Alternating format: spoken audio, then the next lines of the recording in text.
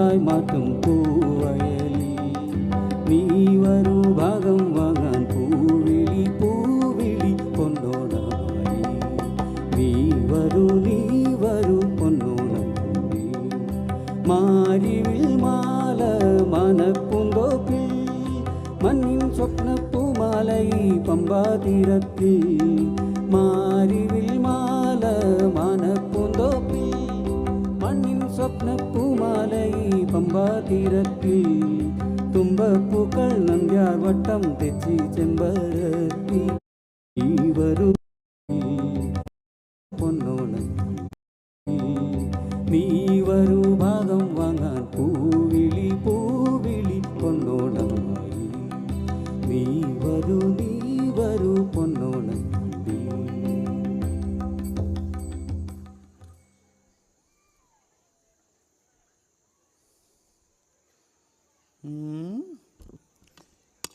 कैसे हो सब? मस्त हो, मज़े में हो? बहुत अच्छा, बहुत बढ़िया। हाँ,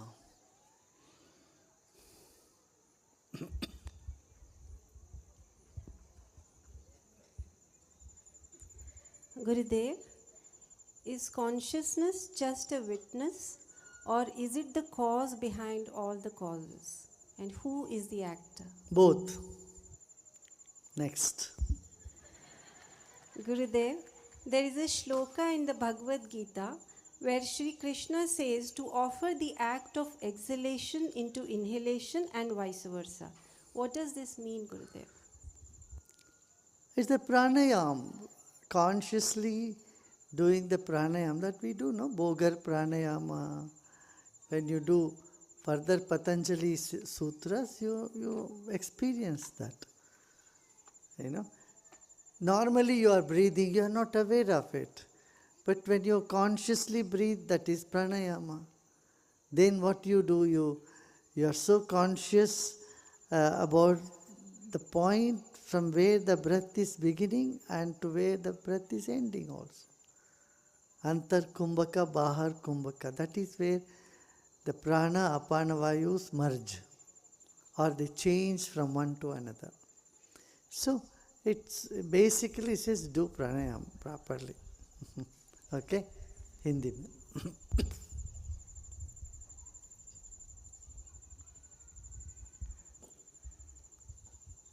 Two things. One is the awareness of divinity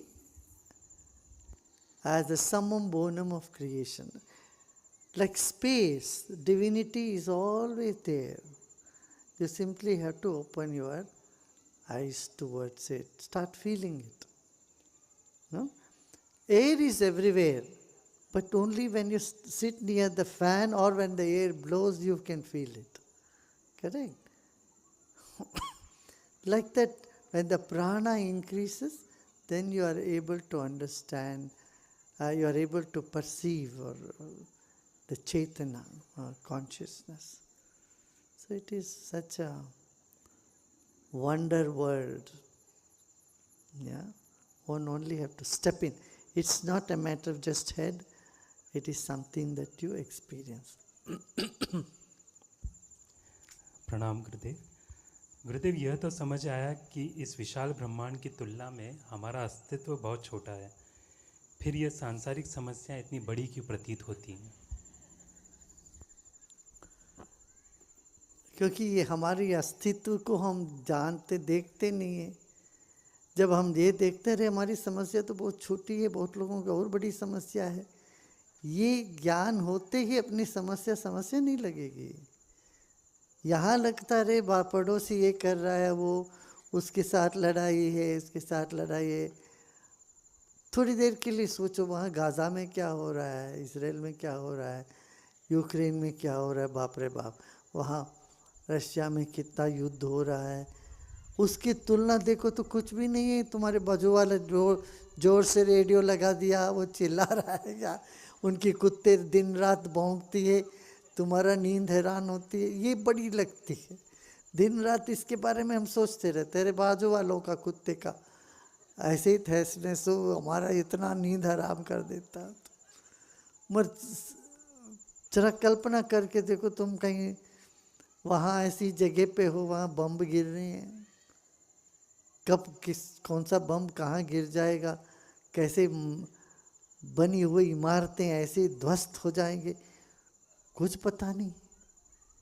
तो ये सब तुम सोच के देखोगे तो तुमको पता रहेगा, बाप रे हम बहुत अच्छे हैं, चलो थोड़ा भूखा, वो कुत्ता ही तो भौंक रहा है, भौंक रहे तो हम ईयर प्लग लगा के सो जाते हैं। तो अपनी समस्या बड़ी तभी लगती है जब हम जीवन को एक विशाल दृष्टिकोण से जब नहीं देखते हैं तो।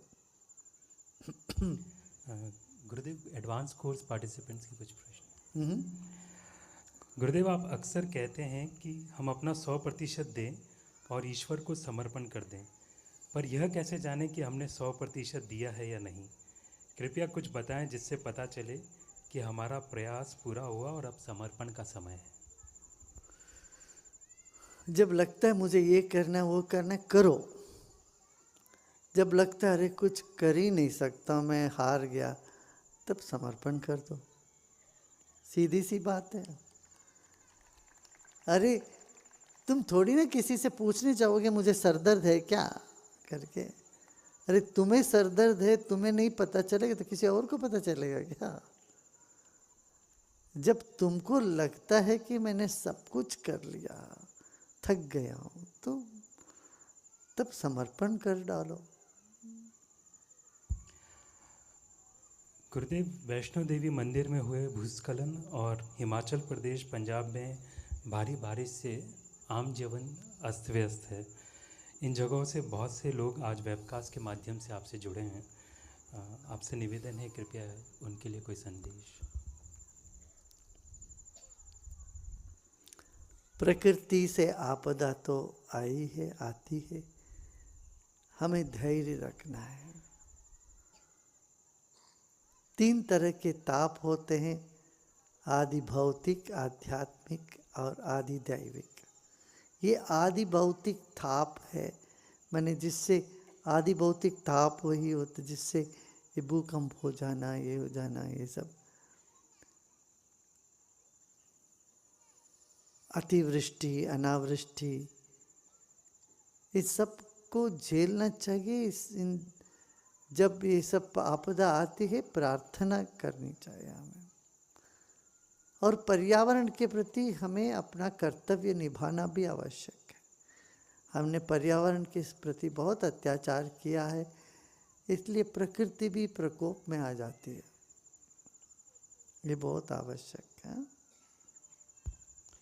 यदि कोई सगा भाई या बहन विश्वासघात करे और हम उन्हें माफ़ भी कर दें तो भी क्या उनसे रिश्ता रखना चाहिए? रखना चाहिए। माफ करो, व्यक्ति बदलता है, और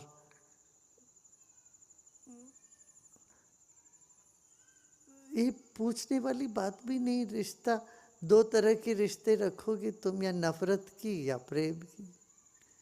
दूर रखना चाहोगे तो नफरत का रिश्ता बना रहेगा। बहुत पास रखने की भी आवश्यकता नहीं, दूर रखने की भी आवश्यकता। तटस्थ होके मध्य मार्ग में चलना चाहिए। गुरुदेव, क्या कभी गुरु भक्त की प्रगति का मूल्यांकन करते हैं? अगर हाँ, तो इसके क्या मापदंड हैं? देखो, जब एक घर में बावर्ची जो प्रवीण है, माने जो निपुण है, वो जाके ये नहीं देखता चावल पक गया कि नहीं पक गया। पहले नया जो बनाते हैं चावल वो देखते हैं। घर में पूछो तुम्हारे माता पिता को, तुम हर बार, ये महिलाएं को पूछो, तुम लोग रोज देखते हो क्या चावल पक गया कि नहीं? उठा के कोई नहीं देखता। क्यों? निपुण है, प्रवीण है। इस तरह से जो जिसमें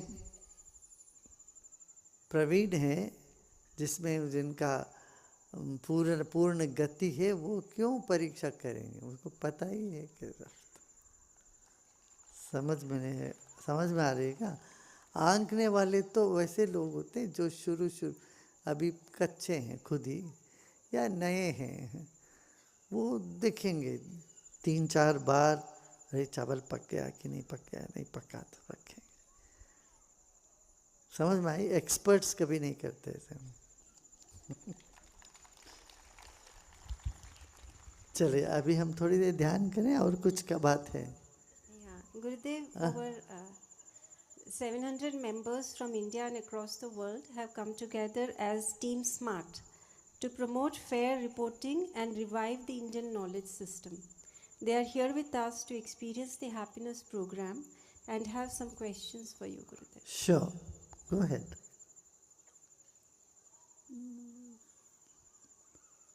आपको माइक देना भैया। Pranam Gurudev. हाँ हाँ। Whether a cultural, constitutional and sovereign Hindu Rashtra is possible in Bharat? If it is possible, then when? See, it is already a Hindu Rashtra where majority are Hindus. If you see our constitution also has all the pictures. Have you seen the original constitution? Yes. There is Ramayana, Mahabharata and all the Adhyatmik.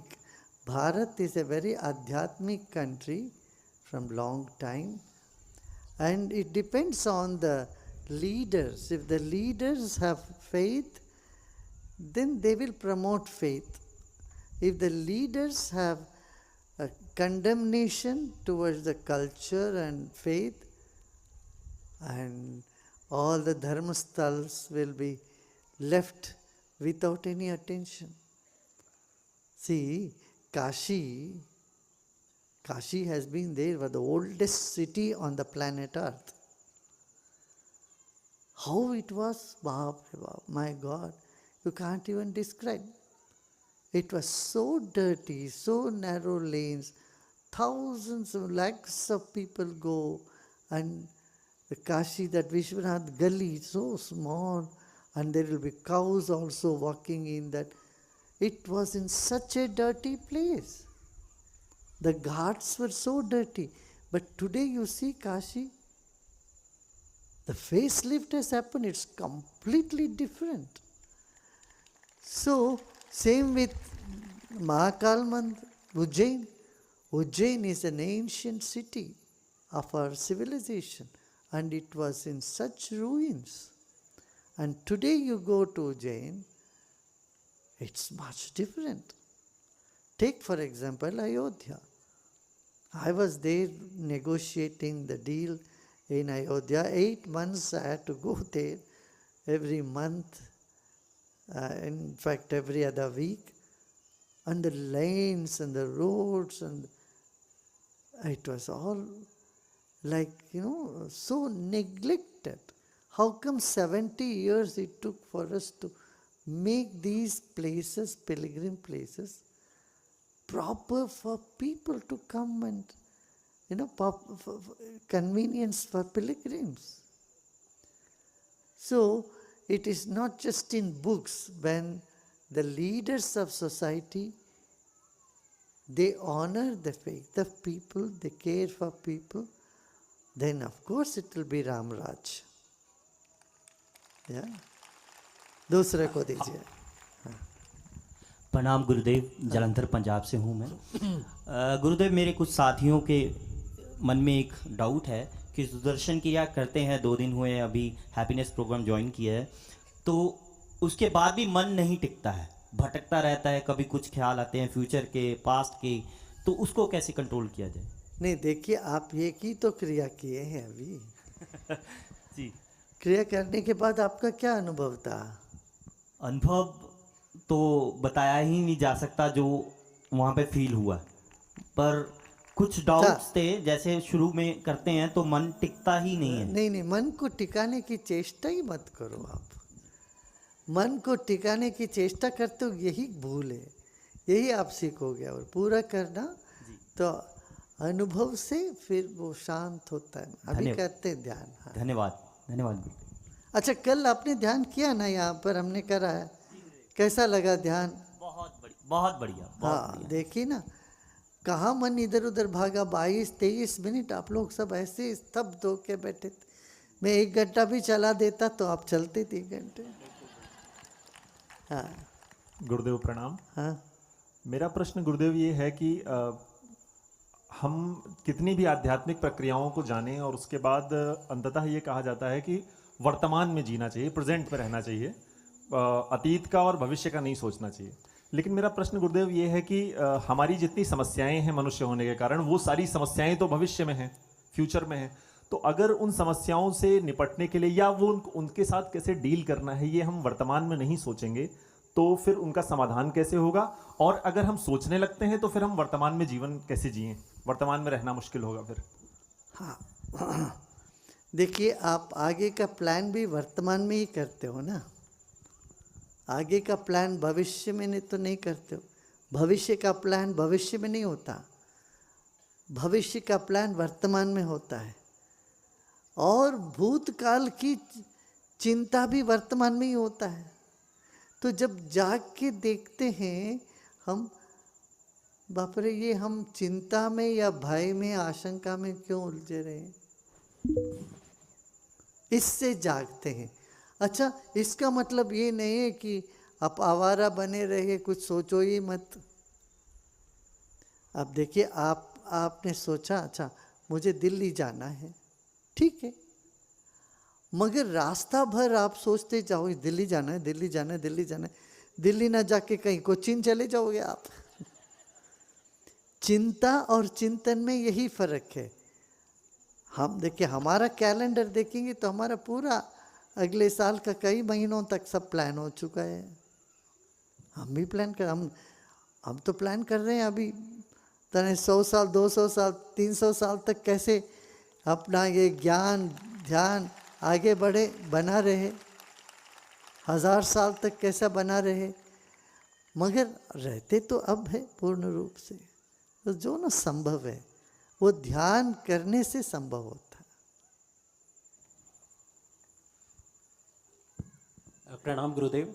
गुरुदेव, मुझे लगता है कि आज के समय में किसी को कन्विंस करना सबसे मुश्किल काम होता है, लेकिन आपने देश में नहीं विदेशों में भी और सामान्य व्यक्ति से लेकर के ऐसे बड़े अपराध की सजा काट रहे कैदियों पर आपने काम किया सुदर्शन क्रिया के माध्यम से, अपने ज्ञान के माध्यम से, और उनके जीवन में रूपांतरण हुआ, वो सामान्य जीवन जीने लगे। तो गुरुदेव, हम आप जैसे महान गुरु के शिष्य होने के नाते कुछ गुरु मंत्र चाहते हैं जिससे इस महायज्ञ में अपनी आहुति दे सकें। बिल्कुल बिल्कुल, आप जुड़े रहो, बने रहो, और अलग अलग कार्यक्रम होता, सब मिलके करेंगे तभी तो बड़ा होता है। सब लोग मिलके करना है। हाँ, Pranam Guruji. What is the dharma today contest? தமிழ்லையும் கொஞ்சம் சொல்ல முடியுமா குருஜி? தமிழ்லேயே சொல்கிறோம். தமிழ் வேணுமா?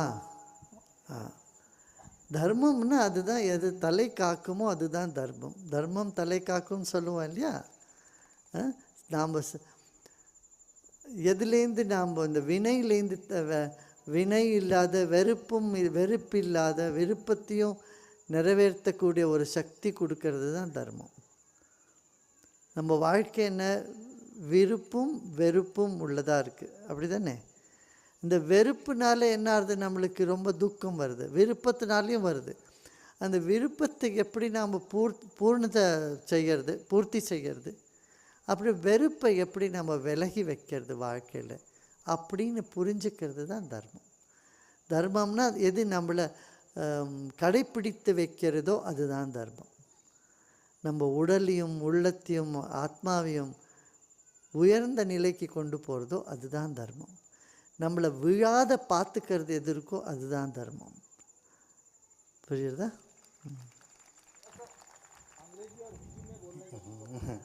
अंग्रेजी और हिंदी में ही बोलते हैं, कुछ लोग हिंदी नहीं समझते हैं, उनके लिए मैं उनकी भाषा में बोल रहा हूँ. प्रणाम गुरुजी. हाँ, आज का जो भारत का युवा है वो पुराणों में बहका हुआ है. कोई महादेव को बड़ा मानता है, कोई माँ काली को बहुत बड़ा मानता है, कोई दुर्गा को महान मानता है, कोई श्री कृष्ण को, कोई भगवान राम को. तो आज का युवा अगर शास्त्र अध्ययन करना चाहे तो कौन सा शास्त्र ऐसा है जो अध्ययन करके अपना जो आध्यात्मिक है वो बढ़ा सकते हैं? देखिए, हमारे यहाँ दो बात होती है। एक तो पुराण में गाथा ये है, कोई भी एक पुराण उठा के आप पढ़िए, उस पुराण में उसी देवता की प्रशंसा होगी, उसी देवता की गुणगान गाएंगे। आप शिव पुराण उठाइए, शिव जी के नीचे ही सब है, वो देवों के देव महादेव है। आप विष्णु पुराण लीजिए, विष्णु से बड़े कोई भगवान नहीं, सबसे ऊपर विष्णु ही है। शिव जी भी विष्णु के ही भक्त वैष्णव है, बोलते हैं शिव जी को भी। और देवी पुराण पढ़ोगे तो लगेगा कि बाकी सब देवता तो देवी के चरण में है, ब्रह्मा विष्णु महेश और कौन कौन है, सभी लोग, माने देवी ही सबसे बड़ी है। हमने ये बात विनोद में हम बात हुई थी, एक संत आए थे, मैंने कहा उनसे, बहुत कथावाचक थे और अच्छे बोलते थे सभी पुराण। मैंने इनसे कहा, महाराज ये क्या हर पुराण में ये इस तरह से बातें हैं आप? तो उन्होंने पता है कि बहुत अच्छी बात कही। उन्होंने कही कि महाराज जिसकी बारात है उसी की ढोल बजती है। घर में जिसकी बारात है, बड़े बेटे का बारात हो तो उसी को तो घोड़े पर बिठाया जाता है, बाकी सब तो उनके साथ नाचते हैं। सब लोग होते हैं, सब लोग साफा पहनते हैं, मगर एक ही साफा पहन के घोड़े पर सवार होता है। ऐसे हमारी जो शास्त्रों में यही है, भगवान कृष्ण ने भी यही बात कही है, अलग अलग नहीं है, मेरा ही सब रूप है, सारे देवी देवता भी मेरा ही रूप है। वो बोलते हैं ना कि रुद्राणाम शंकरश्चास्मि, रुद्रों में मैं शंकर हूँ, सेनानी नाम अहम स्कंदा, मैं और कार्तिकेय में कोई भेद नहीं, मैं कार्तिकेय हूँ।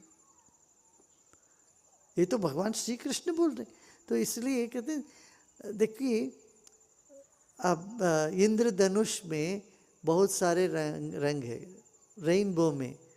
रेनबो में नीला, हरा, पीला, ये सब। आप हमसे पूछोगे तो इनमें से कौन सा रंग बड़ा है, मैं क्या कहूँ, अरे ये सब एक रंग का ही रूप, एक ही रोशनी का अलग अलग रंग है। एक परमात्मा है, एक परब्रह्म परमात्मा, एक ओंकार, उस ओंकार का ही ये सब रूप है। गणपति जी को पूछते, वो क्या बोलते हैं, ओंकार स्वरूप, ओमकार ही इनका रूप है। और देवी का क्या बोलते हैं, ओमकार। शिव जी को बोलते हैं ओमकारम बिंदु संयुक्त, आप ओमकार हो। ओम वो सफ़ेद रोशनी है और बाकी सब देवता उनके अलग अलग रंग है। इतना समझोगे तो दिमाग में कोई किसी भी तरह की कॉन्फ्लिक्ट नहीं होगी, ठीक है ना। तो मैं तो ये कहूँगा लोगों को, पुराण में जाने से पहले आप लोग गीता पढ़ो और उपनिषद पढ़ो। ईशावास्य उपनिषद पढ़ो, उसमें क्या कहते, ईशावास्यमिदं सर्वम यत्किंच जगत्याम जगत, इस जगत के कण कण में ईश्वर निवास कर रहा है। इसलिए इस तरह से बोलते हैं। तो हमें ये कहना चाहिए, योग वशिष्ठ पढ़िए, और पढ़ना हो तो ये पढ़िए, गीता और उपनिषद पढ़ो, फिर बाकी सब चीज़ें समझ में आएगी। हाँ बोलो भाई। प्रणाम गुरुजी। हाँ, आज के समय में जो हमारे आसपास हिंसा और कट्टरता बढ़ रही है, इसे कम करने के लिए हम लोगों को क्या योगदान देना चाहिए, कैसे इसे कम किया जा सकता है? उनको यहाँ लेके आना चाहिए। धन्यवाद। ऐसे हमारे आश्रम में जगह जगह है वहाँ, और टीचर्स है भारत में 35,000 टीचर है देश भर में। किसी भी शिक्षक के पास ले जाओ, वो उनको बिठाएंगे, सोहम कराएंगे। उसके मन में जो कट्टरपंथी है वो गल जाएगा और प्रेम उमड़ने लगेगा। प्रणाम गुरुदेव। हाँ, मैं जलंधर पंजाब से। मेरा सवाल ये है कि जैसे देवी देवता की बात होती है, आमतौर पे आपने वैसे तो बहुत बात क्लियर कर दिया है कि एक प्रकाश है, उसी के अलग अलग रंग हैं, लेकिन आमतौर पे माना जाता है कि देवी देवता को हम बाहर पूजते हैं। क्या देवी देवता उनका निवास हमारे शरीर के अंदर होता है या बाहर की कोई दुनिया है, उनकी अलग दुनिया, उन्हें कहाँ जो है हम कैसे महसूस कर सकते हैं? देवी देवता सब हमारे भीतर ही है, हमारे आत्म स्वरूप में है, हमारे शरीर के एक एक अंग में देवी देवता है। हाँ, अभी रुद्राभिषेक होता है, रुद्राभिषेक में पढ़ते हैं ना, क्या बोलते हैं, पहले देवो भूतवा देवम यजेत, पहले देवताओं को अपने शरीर में स्थापित कर लो, फिर बाहर करते हैं वो एक वातावरण निर्माण करने के लिए। देखो घर में दिवाली मनाते हो, दिया जलाते हो तो एक माहौल बनता है ना। कोई ये तो कह सकता है हमको दिवाली क्या मनाना है, दिया क्यों जलाना है, हम खुद ही दिया है, हम खुद ही प्रकाश है। मगर ठीक है, वो तो सच है, मगर जब दिया जलाते हो, बंधनवार बांधते हो, घर में सजाते हो, ये सब कुछ करते हो तो कुछ वहाँ पर एक माहौल बनता है बाहर भी। तो बाहर की जो पूजा है वो शुरुआत लोगों के लिए, बच्चों के लिए, बाल बुद्धि वालों के लिए, जो इतनी ऊंची बात नहीं समझते उनके लिए। और जितने अध्यात्म में जाएंगे फिर उनको लगेगा कि हर सांस मेरी पूजा तुम्हारी वाली बात होती।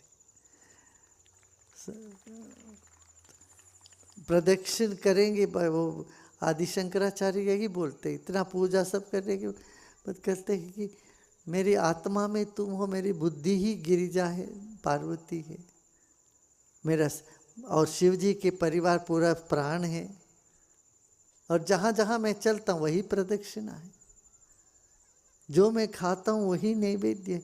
माने पूरा जीवन ही पूजा है, जो बोलते हैं वही स्तुति है। इस तरह की एक ऊंची स्थिति में जाते वक्त हमें ये किसी चीज़ की, बाहर की कोई चीज़ की आवश्यकता नहीं पड़ती, मगर वो रखने में भी कोई हर्ज नहीं। देखो अभी दुर्गा पूजा होता है, क्या माहौल बनता है, पूरे कलकत्ते में, पूरे वेस्ट बंगाल में लोग ऐसे भाव से एकदम भाव विभोर हो उठते हैं। ऐसे ही अभी गणपति पप्पा महाराष्ट्र में चल रहा है, तुम गली गली जाओगे तो वहाँ गणपति की भजन शाम को आरती करते, जय देव जय देव, सब रोंगटे खड़े हो जाते, सब रोमांचित हो जाते।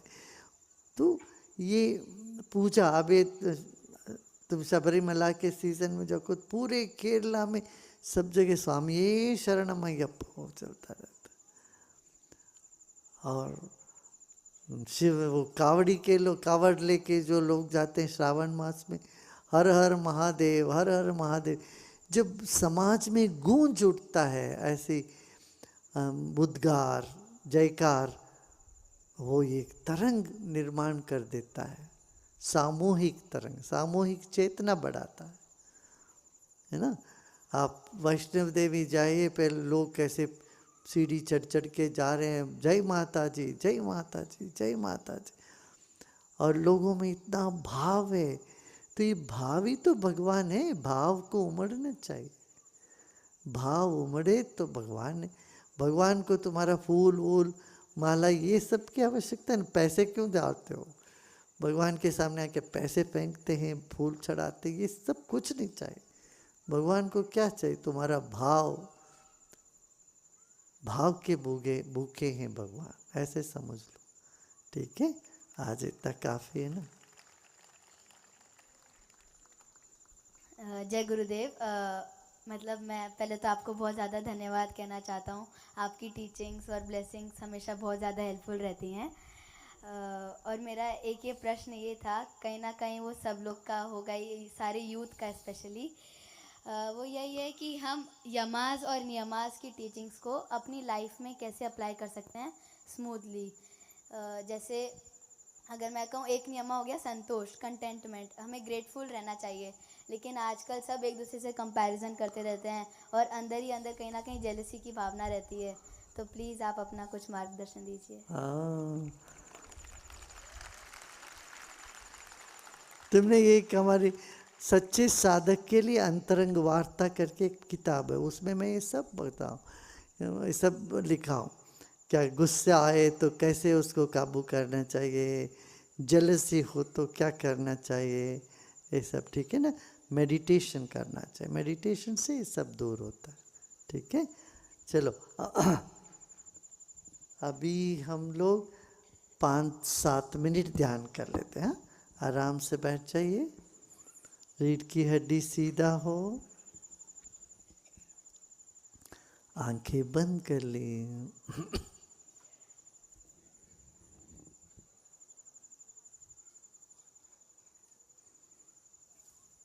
चेहरे में मुस्कान हो।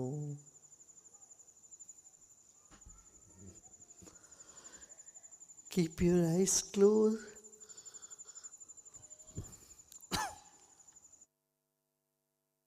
Body relaxed, eyes closed, with a big smile on your face. Let's take a deep breath in and breathe out.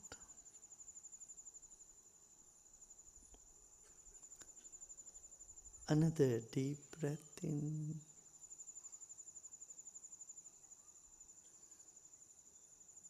and breathe out.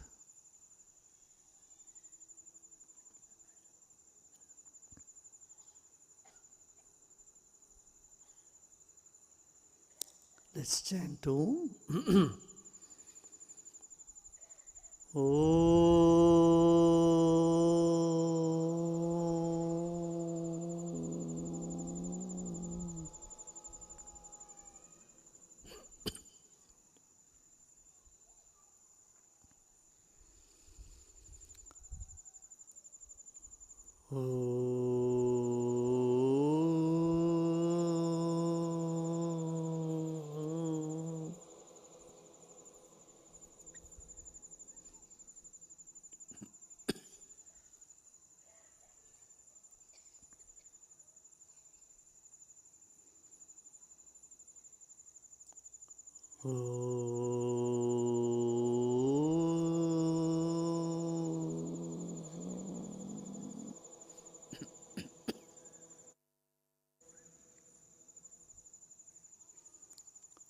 Our body is like the wick of a candle.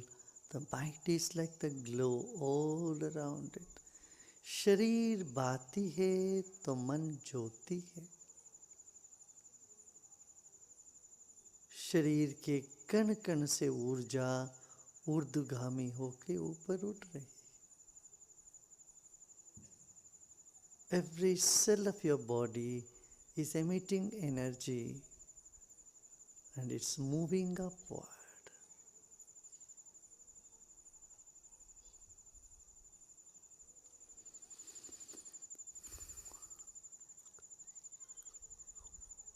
Be still, relax your shoulders.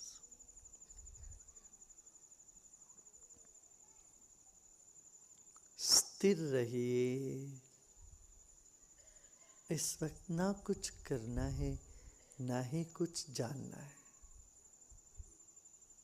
जो संवेदना हो रही हो इस वक्त उसको होने देना।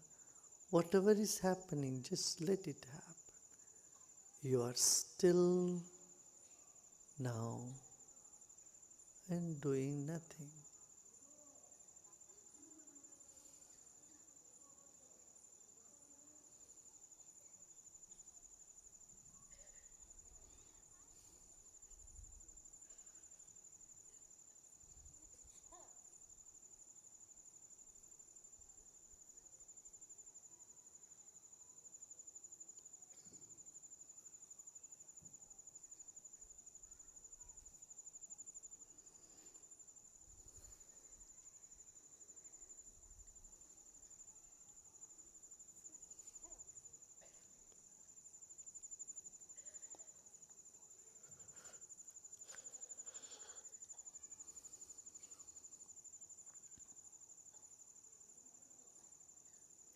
Become aware of the vast space all around you. चारों ओर विशाल आकाश है, गगन है, उसी का स्मरण करें.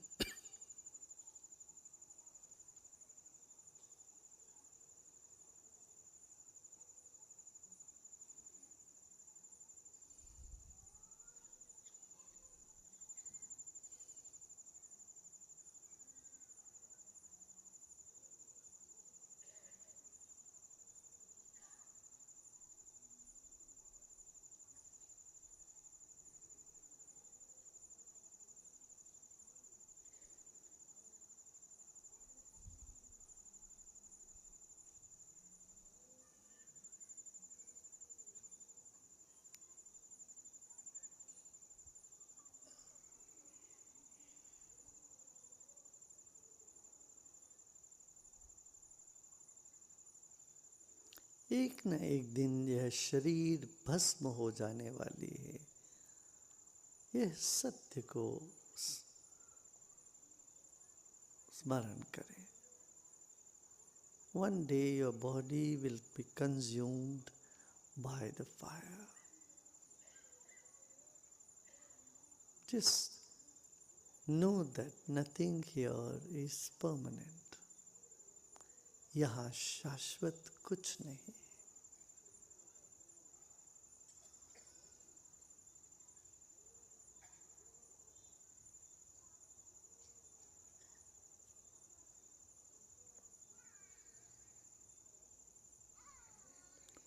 एक मुस्कान, with a smile, take a deep breath in and breathe out.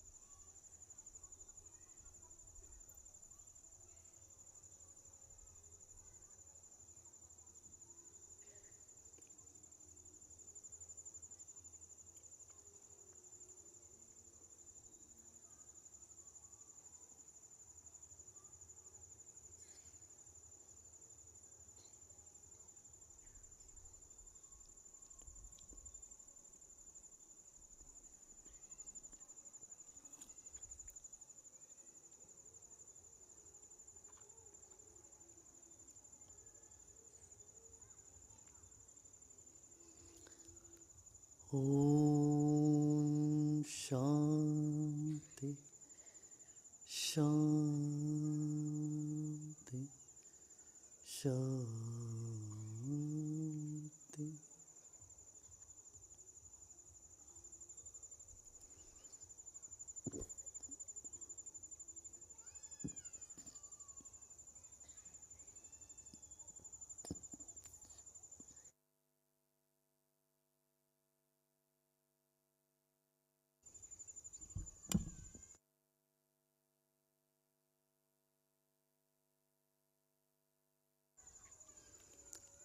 धीरे धीरे शरीर और परिसर के प्रति सजग हो जाएं। एक गहरी सांस लीजिए और छोड़ें। Slowly and gradually become aware of body and surroundings. Take a deep breath in and breathe out. And you may gently open your eyes. धीरे से आंखें खोल सकते हो।